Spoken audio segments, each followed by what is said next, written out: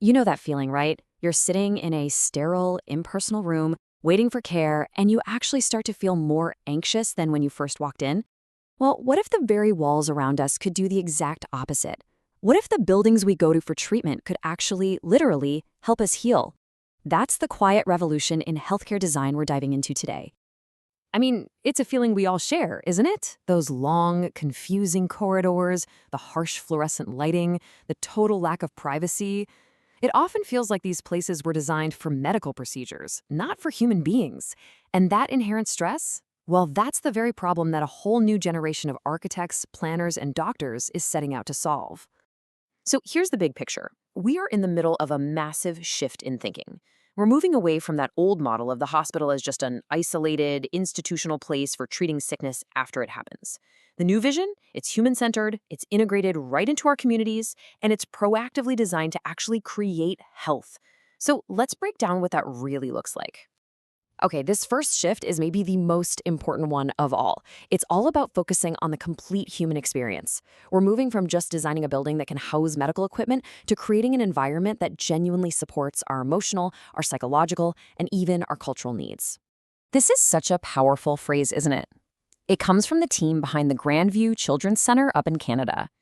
And their whole belief is that the building isn't just a box where care happens. It's an active part of the therapy itself. The design, the materials, the light, everything becomes a tool to help children heal and grow. And this is happening all over the world. You've got Canada creating these amazing sensory responsive spaces for kids. In Tehran, a cancer center uses design to echo Iran's landscapes, the desert, the mountains, the sea, to make families feel connected and at home. Over in Toronto, they're using domestic scale design so a senior care facility feels less like an institution.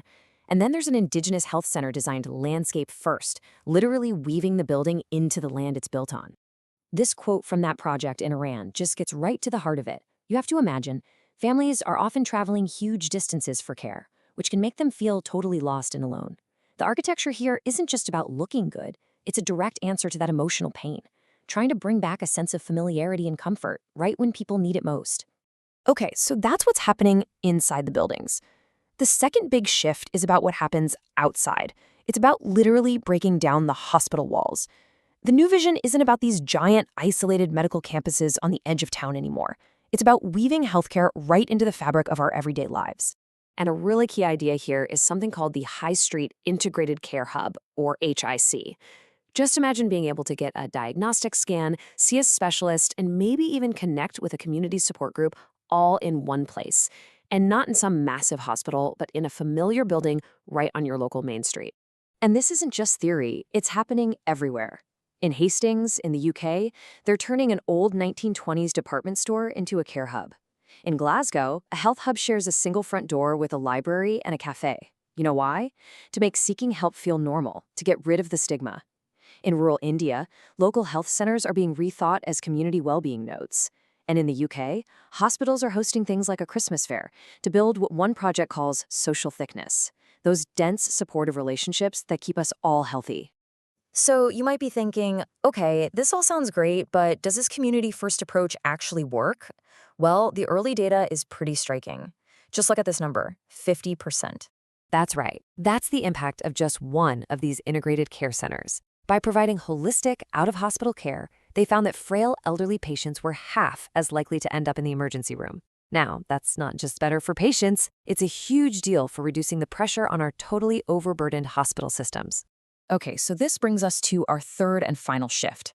Because if we're going to redesign individual buildings and move them into our neighborhoods, well, we also need a much smarter way to plan the entire system. And that means moving beyond those rigid, one-size-fits-all blueprints. I absolutely love this. It's this provocative call to action from a health innovation agency, and they argue that the traditional top-down master plan, that giant document that just gathers dust on a shelf, it's broken. It's too slow, it's too rigid, and it often just fails to unlock the real potential of our public spaces. So what's the alternative? Well, they call it unplanning. The idea is, before you draw a single line, you take apart your own assumptions and you listen, really listen to the community. But the key insight here is that this isn't just a different process. It's a fundamental shift in power. It's moving from a top-down, expert-led plan to a bottom-up, community-driven strategy. The goal isn't just a fixed drawing, it's a shared, flexible vision for the future. What's so interesting is seeing how different countries are tackling this huge challenge.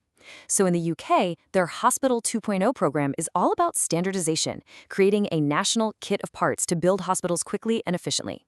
But then you look at Sweden, and they have a dynamic planning model. They set national guidelines, sure, but then they give their 21 different regions the freedom to innovate and adapt.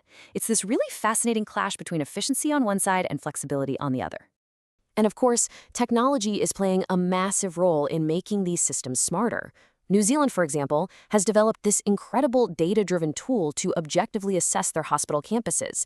It analyzes hard data on everything from patient outcomes to operational efficiency, even the physical condition of the buildings. This lets them move beyond just opinions and make truly evidence-based decisions on where to put their limited resources for the biggest possible impact. So let's bring it all home. Let's pull these three massive shifts together. From the feel of a single room to the role of a clinic in our neighborhood, all the way up to how we plan an entire nation's health system, pretty much everything is changing. So what are the big takeaways? First, that shift to a truly human-centered experience, where our buildings actually become therapeutic tools. Second, the integration of healthcare into our communities, making it way more accessible and way less scary. And third, that move towards smart, adaptable systems that help us plan more intelligently for whatever the future holds. At the end of the day, it all comes down to this one single, powerful idea. We have to stop seeing our healthcare buildings as just containers. The design of our clinics, our care centers, and our hospitals is a critical part of the treatment itself. It can lower stress, build connection, and actively help us heal. And that really leaves us with a final thought. When we start to weave health and well-being into every part of our world, our main streets, our community centers, our public spaces, we can start to imagine a future where the healthiest place in your city isn't the hospital at all. It's the city itself. What would that look like for you?